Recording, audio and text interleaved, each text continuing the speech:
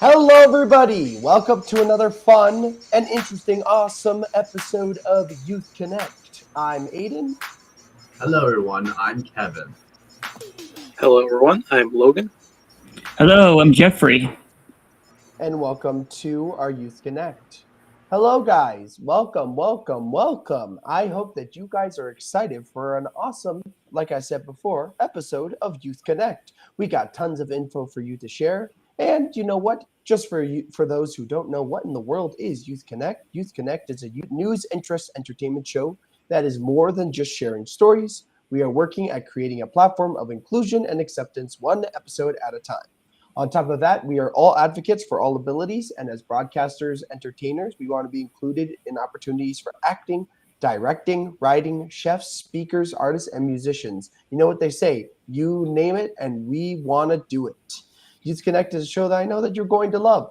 It's going to be hosting me, Kevin, Logan, and of course, Jeffrey. Are you guys ready for another awesome show? And I hope that you guys, like Jeff and Logan and Kevin, I hope you guys are ready to share some awesome news to our audience today. All right. So if you guys know, with Youth Connect, we always have to start off with some gaming news.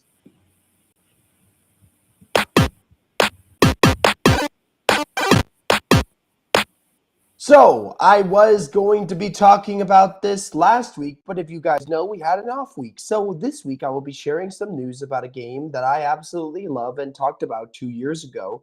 And this is going to be the brand new DLC called Elden Ring: Shadow of the Erdtree. So if you heard me talk about it before, Shadow of the Erdtree is actually an expansion to Elden Ring, the 2022 Game of the Year. It is quite interesting. Here's a story. I hope you guys are ready. Dark and intense, Shadow of the Erdtree will have players like you continue their quests with the freedom to explore and experience the adventure at their own pace. But the realm of Shadow has been kept apart from the lands between since its creation. Now, in pursuit of Michaela, the Tarnished are now among the first souls to set foot here in unknown ages. Traverse new open field areas to reach dense new legacy dungeons full of hazards and undiscovered mysteries. Dangers both great and small will provide a formidable challenge for any player in the realm of Shadow. New enemies roam the open areas, and horrifying new monsters lurk in caverns and hollows, waiting to ambush the unaware. Anyone capable of surviving these intense battles will know the rush of true victory. Many new powers can be found in this scorched realm.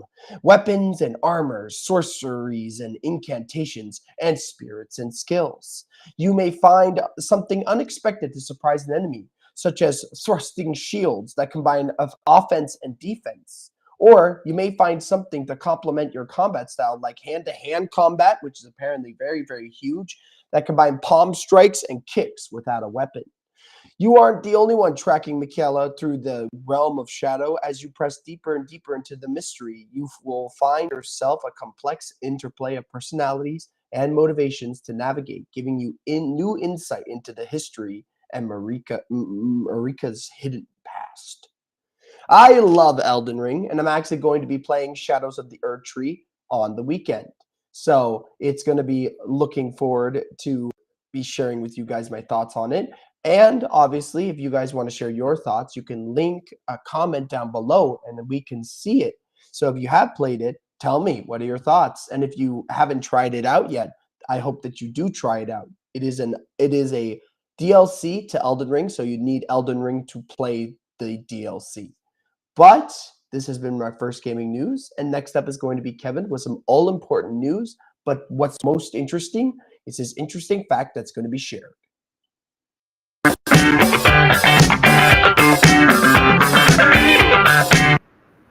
Hello, everyone. Welcome to Youth Connect News, where I bring you news, sports, weather, and very interesting facts. I'm your host, Kevin Aruja, so let's get right into the headlines. Toronto Raptors net 6 prospects with 2 trades and ultimately 4 picks. Apple to bring self-service repair program to Canada next year.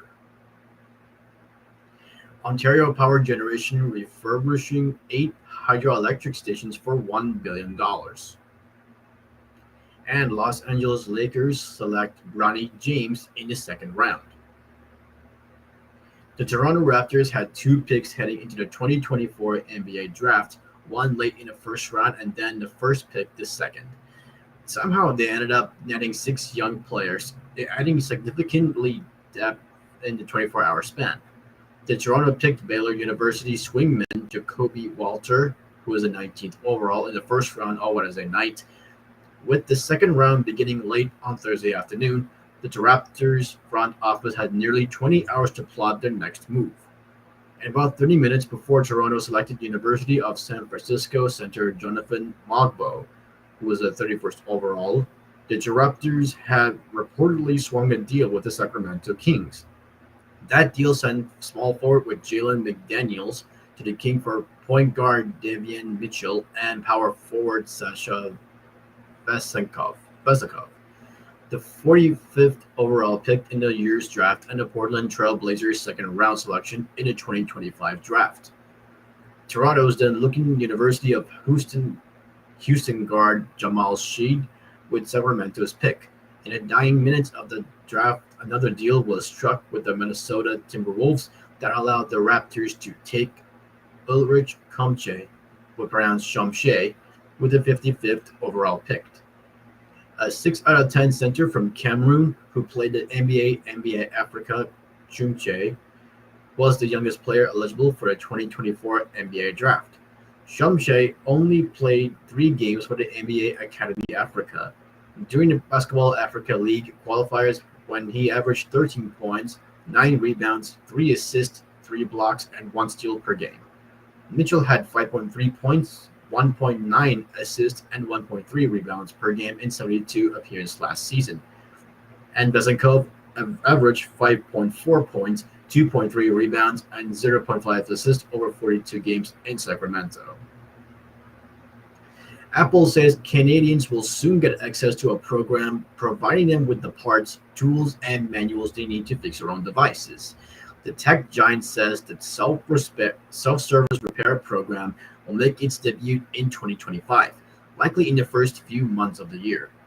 The program will offer support for 42 Apple products, ranging from the latest MacBook Airs to a mobile device, such as far as iPhone 12.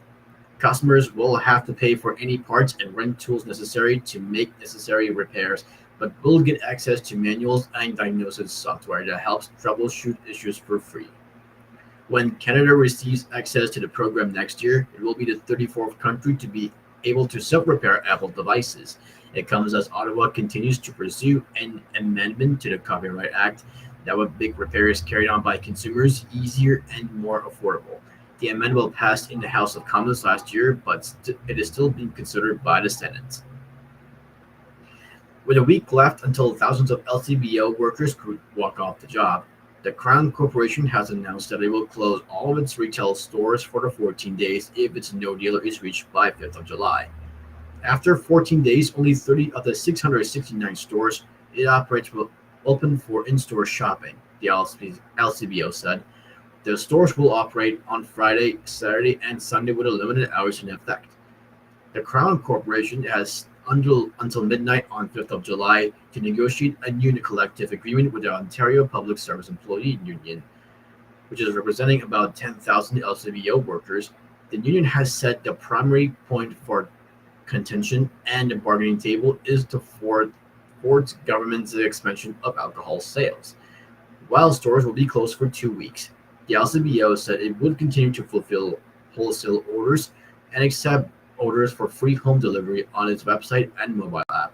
It added the specialty service and duty-free will remain operational during the strike.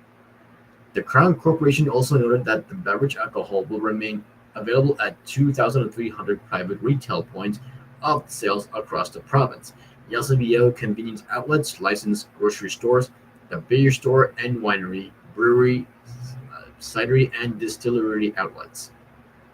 Earlier this week, the LCBO extended store hours all at its stores, opening early at 9:30 a.m. and many staying open as late as 10 p.m. to give customers more time, which will be closed on the Canada Day. The same-day pickup will be available until the 2nd of July.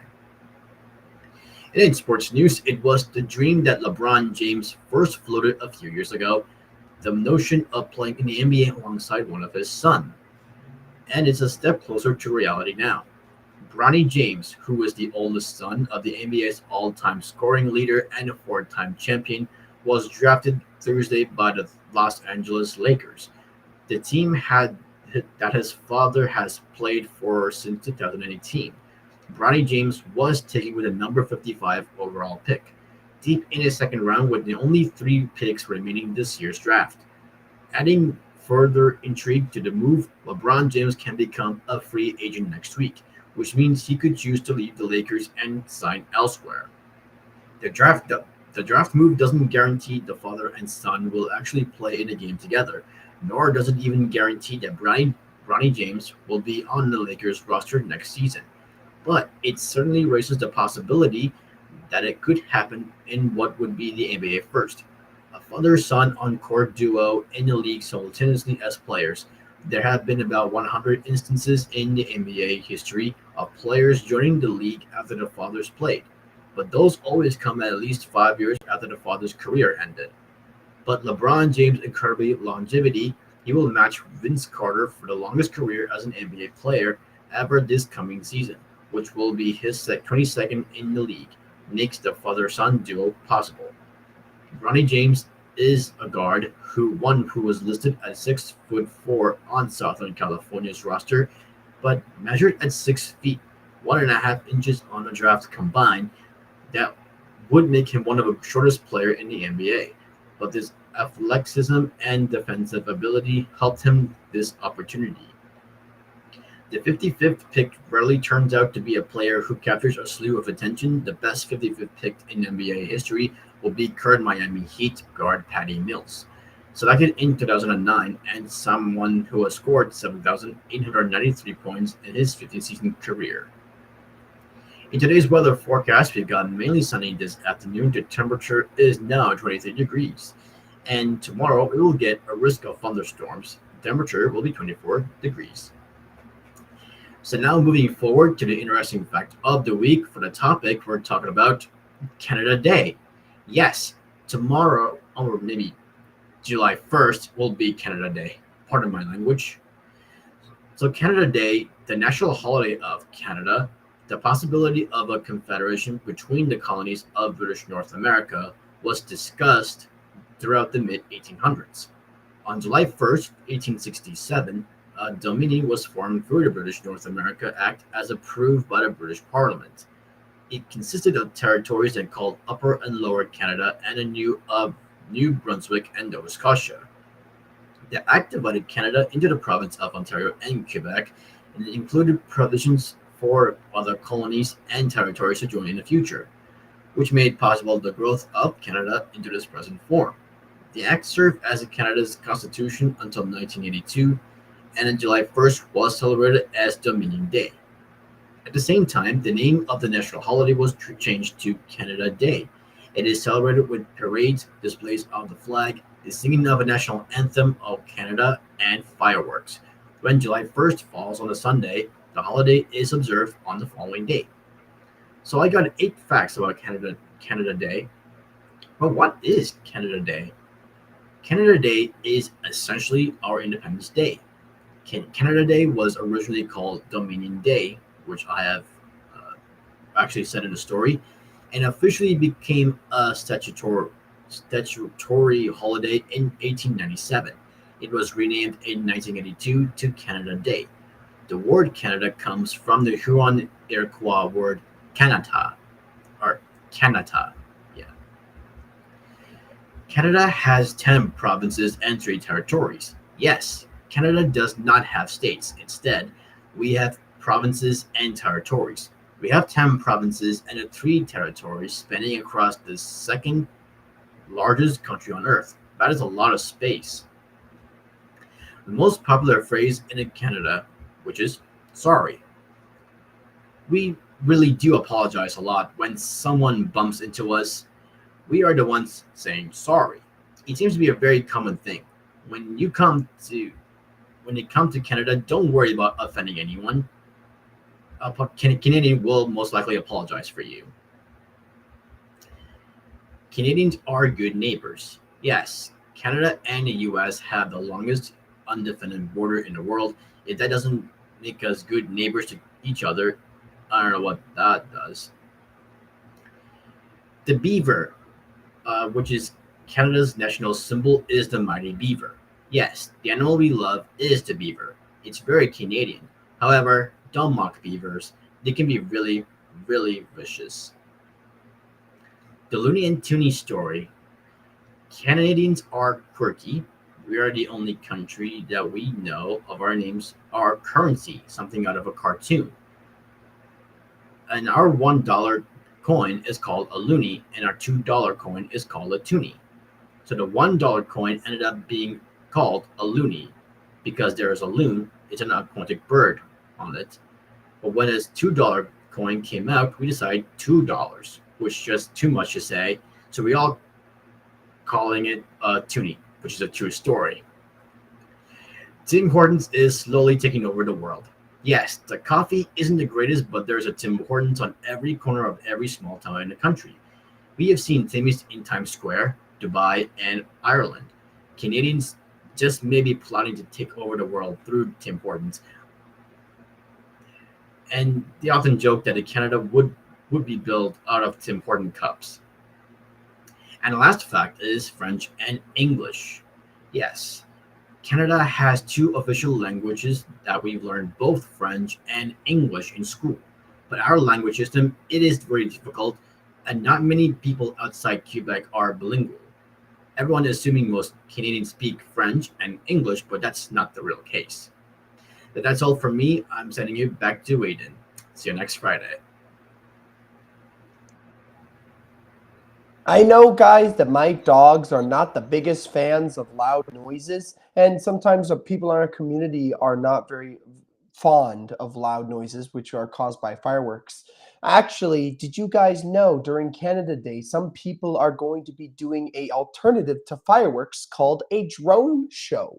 And basically, that means it is not going to have any firework, any like things that are going to pollute the sky with the smoke and the loud hissing and whistling and the explosion sound. So it's not loud, but it's going to have the colors of fireworks. But it is apparently going to be so big that it will significantly reduce the environmental impact that fireworks have. How amazing is that? Now I will ask my other co-hosts, so Kevin, obviously Jeff, and Logan. What are you guys going to do for Canada Day? Are you going to spend with family? Are you going to do something? I know that Jeff is going to be at the cottage. That's their holiday spending. But do you guys anything that you guys want to do for your Canada Day tradition? I'm just gonna celebrate my family. Celebrate with family. I love that. I love that. What about you, Logan? I'll have to see what my family has planned. Okay. And what about you, Jeff? Just celebrate with family as well. I love that. I love that. My family is planning to be on a boat, which is so weird. I'm like, oh, I'm telling them. I don't know why I don't think being on a boat would be an interesting. Well, it's gonna be an interesting way of spending Canada Day, being on a boat with fireworks. Anyways, time for your second gaming news. If you guys want to share what your Canada Day, what you're going to do for Canada Day, type it down in the comments or send a chat message. Anyways, this is very, very important news, so I must get into it straight away. So, if you guys know, Super Mario 64 is one of the most technological advancements in the platformer genre. And more importantly, one of the most amazing things that I've heard is that a fan developer is doing something that seems impossible. He is going to be porting Super Mario 64 to the Game Boy Advance. And so far, their progress is quite impressive.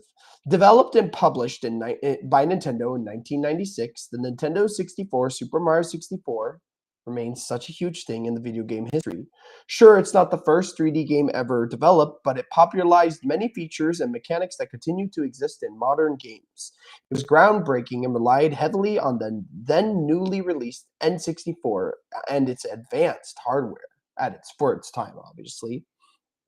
So now this amazing platform is going to be squeezed into a far less powerful Game Boy Advance. So amazingly, Joshua Barreto, the modder, is rebuilding Super Mario 64 for the Game Boy Advance.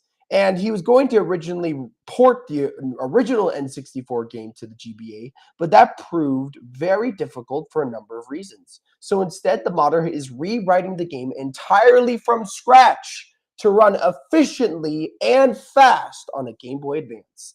A recent video showed just how much progress the creator had made on the project. I'm going to say it was very impressive to see. And it's even more amazing to see how much progress Barreto has made in such a short amount of time. Back in early May, the developer showcased a red triangle slowly moving around a vaguely Super Mario 64-like level. And now, if you look on the screen right over here, you can clearly see that that is Mario in Bob-omb Battlefield.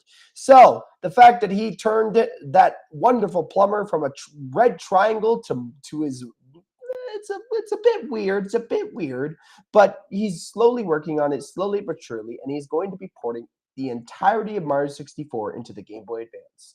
If they release a cartridge, I think I might need to secretly get it. But don't tell Nintendo, because Nintendo doesn't like people having fun. So don't spoil it for this amazing modder. Anyways, I'm gonna keep it moving. And next up, who is it? I think next up is going to be technically, who am I thinking about? It's obviously Logan. And Logan's going to be sharing with us the cooking knowledge that he has to share with us today.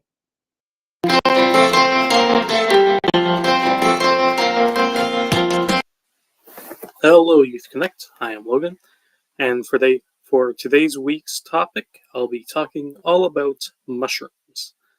I'll be going over a few facts about mushrooms, as well as some advice on how to grow mushrooms and how to forage for mushrooms. So, let's first start off with a pretty common misconception about mushrooms, that they are a plant.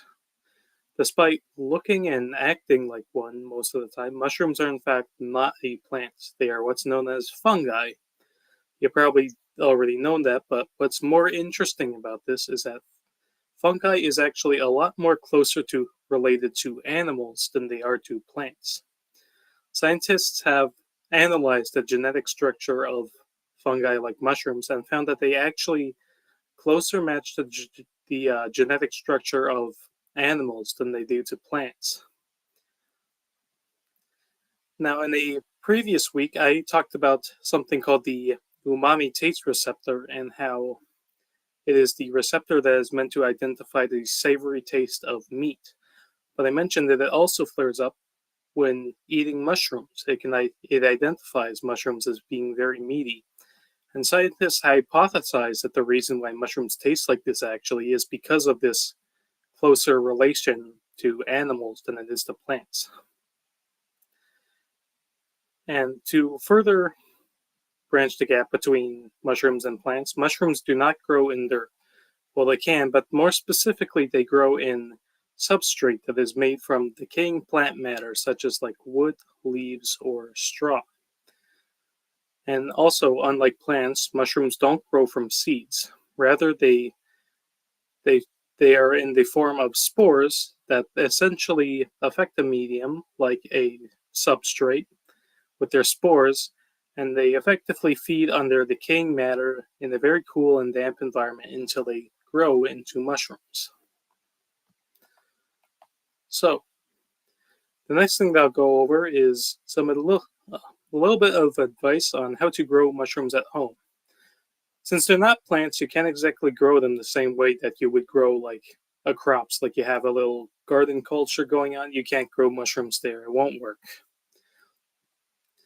So the first thing to do is you need to create a medium for the mushrooms to grow in, basically an environment full of substrate that the mushrooms can feed on, such as some of the following. One of the things you can do is you can actually buy blocks of plant matter made specifically for growing mushrooms. Here's a picture of what I mean. This is probably like a specific mushroom farm or somewhere, but yeah, you can see that the mushrooms are growing on this block that is essentially just made out of like compressed, decaying plant matter for them to feed on. You can also grow mushrooms in, say, a bucket or a planter or like a flower pot even, but instead of filling it with dirt, you would fill it with like decayed leaves or wood chips. One thing that you can even do is like take a tree stump and you can actually drill holes into it and you can use that to grow mushrooms, like with this picture over here. And so once you got your medium set up, you have to infect it, essentially. Effect sounds like a gross term, but yeah, that's basically just a stand-in for like planting it. You infect the medium with mushroom spores.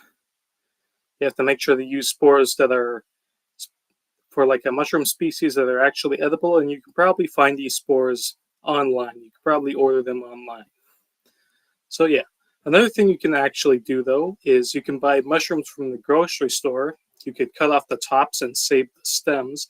You can actually plant the stems inside the medium and they will actually grow back their tops. So anyway, once you have your mushrooms planted or infected, you can just keep the medium in a very cold, dark area, like say a basement if you have one, and just spray it with some water occasionally to keep the substrate moist, make sure that the fungus doesn't die. And yeah, from there you'll be able to grow your own mushrooms. Now, besides growing mushrooms or buying them from the grocery store, another thing you can do is forage for mushrooms. You can basically forage for wild mushroom species around the area to eat, but you have to be very careful doing this, as there are plenty of mushroom species that are very poisonous and can potentially be fatal. So I'll be going over a few pointers as to how you can identify these potentially dangerous species. Now, one thing you should do is to avoid the white gills that are underneath the bottom of the mushroom. So yeah, gills are located at the bottom. They look like this, basically, these little frills or something. And if they're white, then it can be potentially dangerous. Not all species with white gills are dangerous, but most of them are. Best not to take your chances.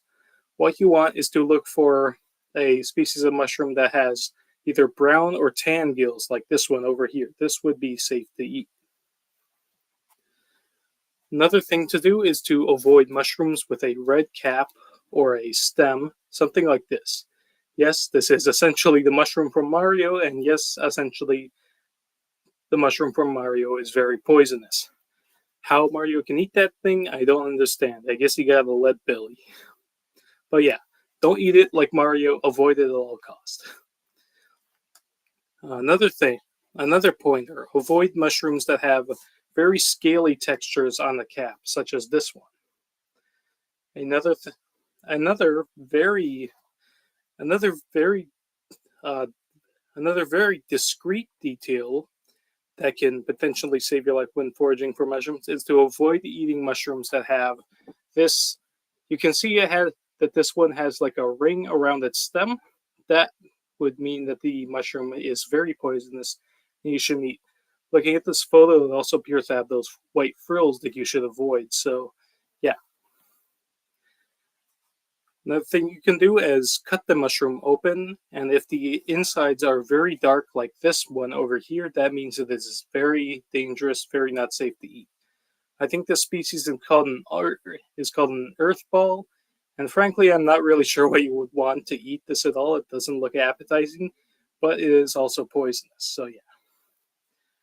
The final piece of advice is the final little pointer that I'm going to give out is you can also squeeze the mushroom, and if a milky substance leaks out from, like, for example, with this mushroom species, you can see here that there's like a milky substance leaking out of it. And if you see that substance, it means that it's a poison species. It's from a species of mushroom specifically called a milk cap, and most of them are very poisonous. So yeah, don't eat those. the last piece of advice that I would give before you consider foraging for mushrooms is to disregard everything I said. I am not exactly a mushroom forager. I've never gone foraging for one. And what you should always do, even if you think a species is safe, is you should go and before you put it in your mouth, you should go online, you should research it, make sure you find out what exact species you have and whether or not it is poisonous before you even consider eating it. So yeah, that's the thing above all. Make sure to research. Mushroom foraging can be potentially dangerous. So yeah, be very careful. Anyway, that is just about all I have to talk about for this week. Happy foraging, and back to you, Aiden. I feel like those fungi would be very fun guy. A little joke about mushrooms there. If you didn't get it, fungi and fungi, they're both the same word. Fungis and fungis, they're fungis, guys. They're fun guys. Fungi. Funga. Okay, anyways, I love learning about mushrooms. Now, Logan, would you say that you should follow the rule that if it has a colorful appearance, you probably shouldn't touch it? Oh, you might be muted, Logan. I think, Logan, you're muted. Well, it's probably safe to touch it, but like if you eat it, then that's what can be dangerous. Okay. So I'll remember this rule. Remember, guys, always research what you're about to eat. Don't just randomly eat it. Like I learned, I thought we had raspberries by our garden, but actually they were black raspberries when I did a little bit more research. So it's always important to research about what you eat. And we learned that mushrooms are very good at being an awesome substitute for meat. Ooh, I want to have some mushrooms now. I love gnocchi mushrooms. Those are my favorite type of mushrooms. Like chicken. Huh? It may taste like chicken, but it's actually mushrooms. Right? Yeah, that's the power of mushrooms. They are so powerful in dishes. Thank you so much, Logan. I appreciate it as always, and it's always great to expand our knowledge about the food in our world. Anyways, though, I'm going to keep it moving, and I'm going to be bringing you a super ability community news. So I hope you're excited because Super Ability Crew is ready for another on week since we had our off week this week. But next week is going to be all about an important of things, including Canada Day and its community connection, creating a bento box. It's all about travel on Wednesday. And where are we going? We might be heading to Mexico. Thursday is the science of music, and Friday is the learn smartphone photography. So many interesting things. Smartphone cameras can just keep improving, and there's no reason why you can't get professional quality photographs. So on Friday, grab your phone and let's discover some ways to create some easy ways to create some awesome photos. Also, I would like to mention that on Monday is going to be our usual Kahoot. So I hope you're ready for some Canada Day Kahoot knowledge. Oh, we got a lot of stuff on our plate today, guys. Also, in a artist news, just so you know, there might be a brand new how do I explain this? A brand new art project right beside my house. Who is it going to be directed by? Me. And if you guys ever want to learn about any upcoming events we ever do, you could check out the Super Ability Crew website, which is superabilitycrew.com. And we have a brand new section all about all of our art-related news. So if you want to see any events or any of the things that we've done in the recent weeks, please go check it out. It's so cool. And there might be an extra one that I'm kind of hinting at here that you'll see later this week. I might talk about it next week. Oh, you guys are going to absolutely love what I have to share with you guys next week. But this has been some community news, and next up we are going to be going to Jeffrey with some live music.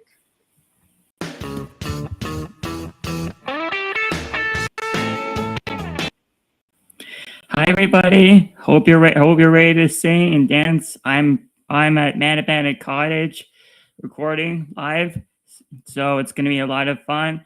Hope you like this song. This one's a real treat. It's called Cookie, I Love You.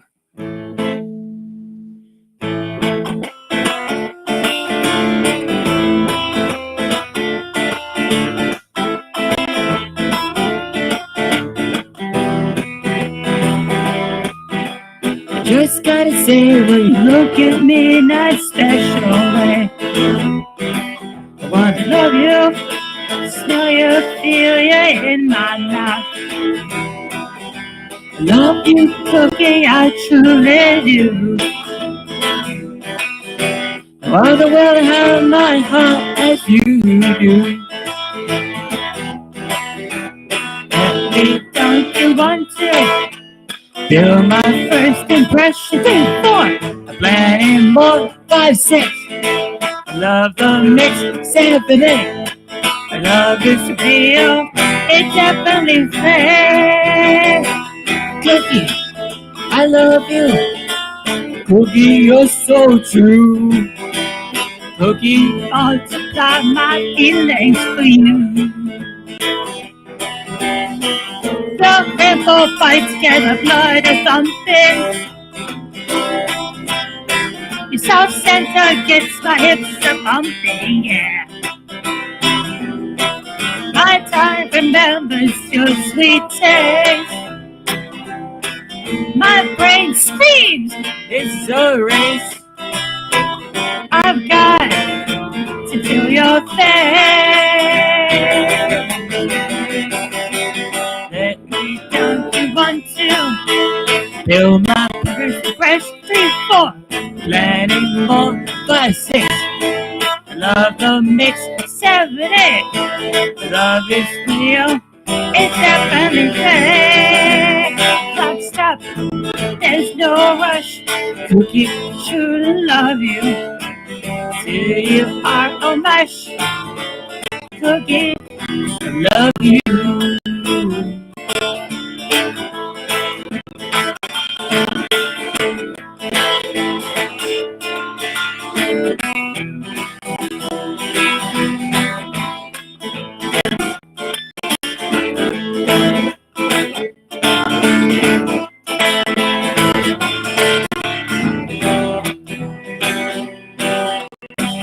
The crystal cuts good, but it's something. The South Center gets my hips a bumping, yeah. My tongue remembers your sweet taste. My brain screams, it's a race. I've got to feel my face. Let me don't you want to feel my first impression before planning more, 5, 6. I love the mix, 7, 8. Let me don't you want to feel my first impression 3, 4. Planning more, 5, 6. Love the mix, 7, 8. Love is real, definitely fair. Let me don't you want to feel my first impression 3, 4. Planning more, 5, 6. Love the mix, 7, 8. Love is real, it's definitely fair. Clock stop, there's no rush. Cookie, true love you till you are a mush. Cookie, I love you. I love you. Oh. I really love you, Cookie, I do.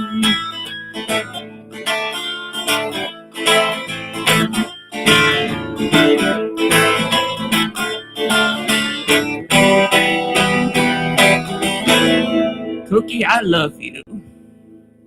Thank you, everybody. This is Jeffrey, your live musician. Make sure to check out my website, jeffreyankman.com. Anyways, hope you enjoyed the show. Anyways, back to Aiden. Bye, everybody.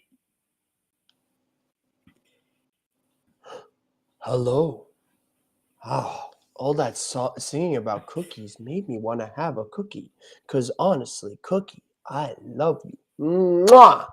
Anyways, though, on a more serious note, honestly, Jeff, I love your original songs. They're absolutely fantastic. And I always love hearing you sing them because you really have such a good voice.